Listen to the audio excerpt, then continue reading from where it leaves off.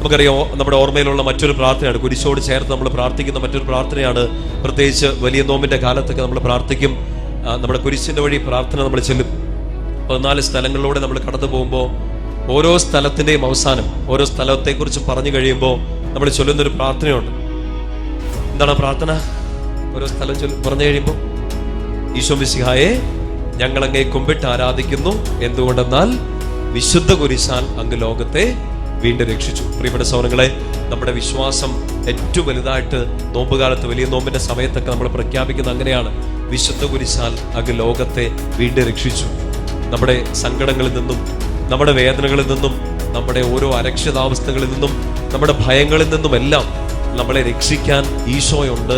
ഈശോയുടെ കുരിശുണ്ട്. ആ കുരിശിനെ വണങ്ങുന്നവർ, ആ കുരിശിനെ ആരാധിക്കുന്നവർ, ആ കുരിശിനെ മുറുകെ പിടിക്കുന്നവർ ലോകത്തെ ശത്രുവിനെ വിജയിക്കും.